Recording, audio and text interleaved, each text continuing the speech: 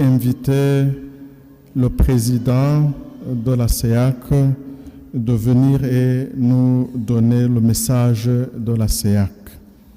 Je donnerai à la fin de ce message la traduction à Kinyarwanda.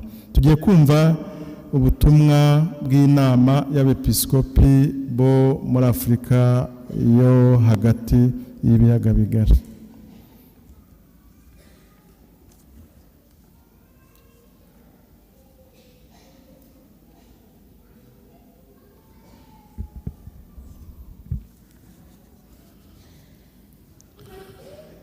Soyez des pèlerins de la paix.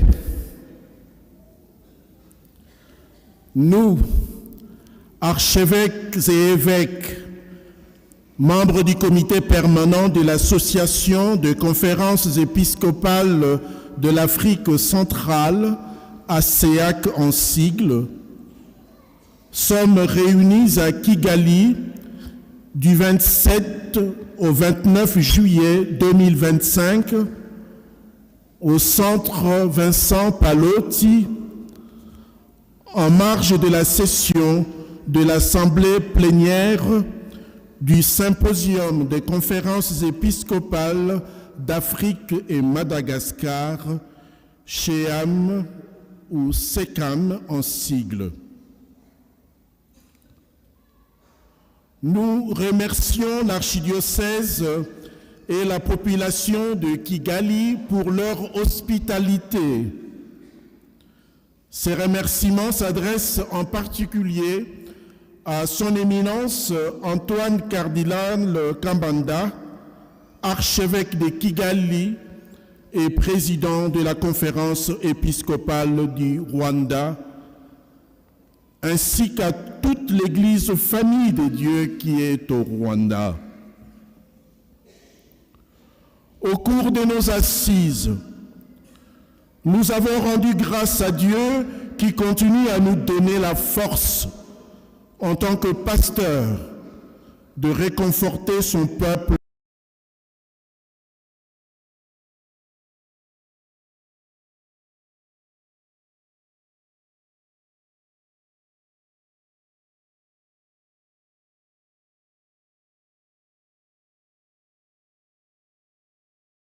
et l'action pastorale de sa mission prophétique en vue de l'avènement de la paix et de la cohésion sociale. Nous avons également rendu grâce à Dieu pour l'élection du successeur de Saint-Pierre en la personne de sa sainteté, le pape Léon XIV. Ces premières méditations traduisent la grandeur d'une personnalité fortement attachée à l'avènement de la paix dans le monde. Aussi, osons-nous espérer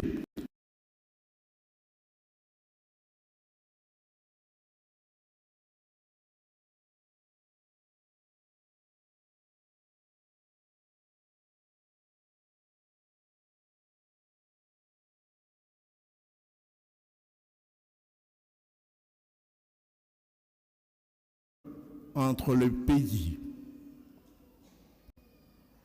Nous condamnons fermement le massacre des chrétiens imputé à l'activisme de groupes armés survenu le dimanche 27 juillet 2025 pendant l'adoration dans la salle paroissiale de Komanda dans le diocèse de Bunia en R2 Congo.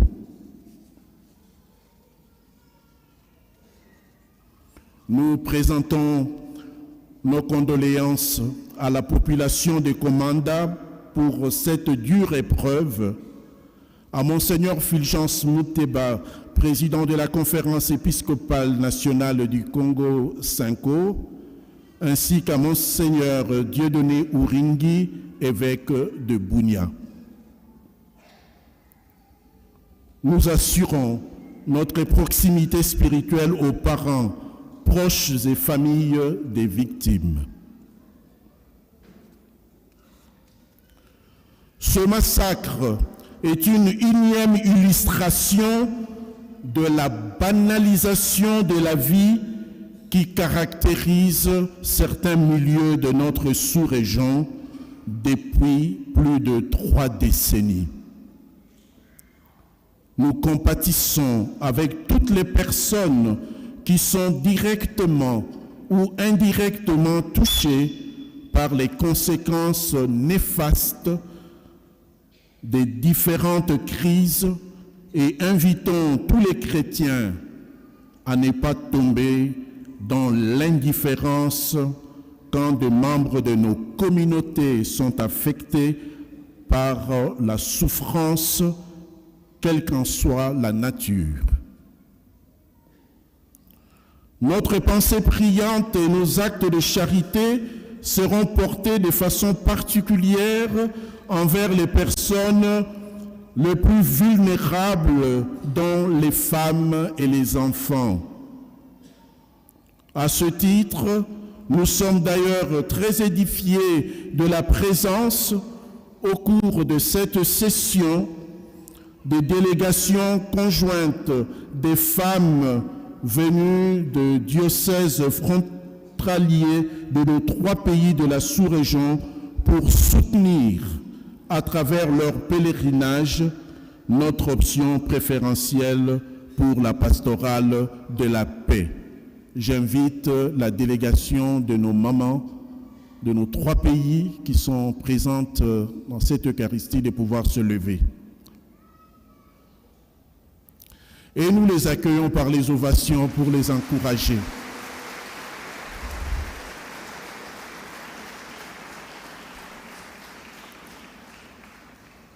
Merci, chère maman, et bon courage. Nous recommandons à tous les chrétiens de la sous-région de ne pas céder à la désespérance par rapport à l'extrémisme sous toutes ses formes qui affectent et endeuillent les populations et les communautés. Bien au contraire, nous les prions de développer dans la sincérité des échanges sereins entre les communautés, les structures et les personnes habitant ou œuvrant dans la sous-région. À la suite de notre Seigneur Jésus-Christ, Prince de la paix et merveilleux conseiller, nous accueillons dans la foi toutes les initiatives susceptibles de contribuer à une paix durable dans la sous-région et encourageons les parties prenantes à privilégier dans le pourparlers les bien-être de population. Que la Vierge Marie, Mama wa Mauro, Malkia wa Mani, la Vierge de Kibéo, la Mère du Verbe, intercède pour la paix dans notre sous-région.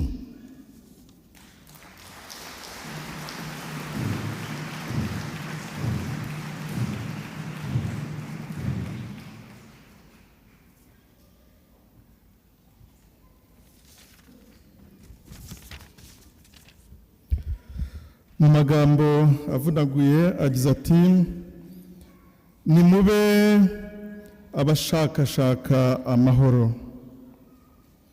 Twebwe abarikiepiskopi n'abepiskopi bagize inama ihoraho y'ihuriro ry'abepiskopi muri Afurika yo hagati ya SEAC, twateraniye i Kigali kuva ku itariki 27 kugera ku 29 Nyakanga 2025 muri Centre Vincent Paloti, igihe hegereje kuba inama ihuza abepiskopi bo ku mugabane wa Afurika yitwa SHEAM Symposium de Conférence Épiscopale d'Afrique et Madagascar. Turashimira arkidiocese ya Kigali n'abakristo bayo uburyo batwakiriye. turashimira kandi nyiricyubahiro Antoni Karidinali Kambanda Arkiyepiskopi wa Kigali akaba na perezida w'inama nkuru y'abepiskopi Gatolika mu Rwanda, tugashimira n'umuryango Kiliziya, umuryango w'Imana iri mu Rwanda. Mu nama yacu twashimiye Imana ikomeza kuduha imbaraga twebwe nk'abashumba banyu. Twashimiye Imana iduha imbaraga zo gukomeza gutera ingufu umuryango w'Imana uri mu karere kacu, akarere k'ibiyaga bigari. Mu bihe turimo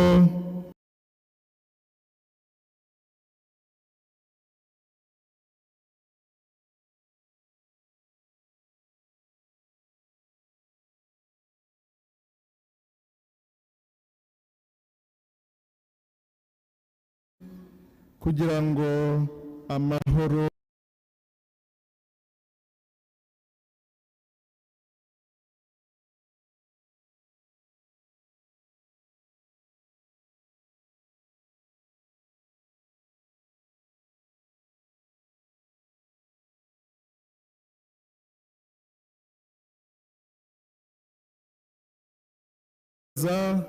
ko ari umuntu ukomeye ku mahoro kandi uyashakashaka mu isi.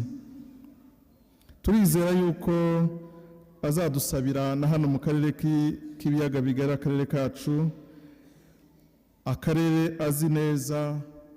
Turizera yuko azadusabira umugisha w'Imana kugira ngo tugire amahoro kandi twongere tubane nk'abavandimwe.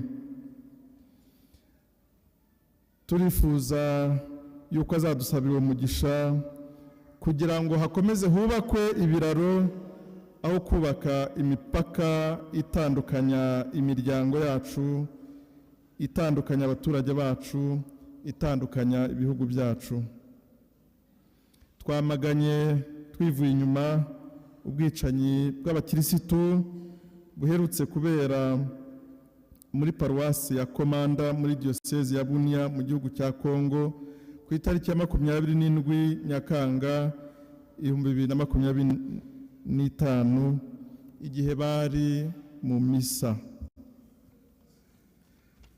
Twihanganishije abo bakristo ba paruwasi yitwa Komanda muri ibyo byago bagize.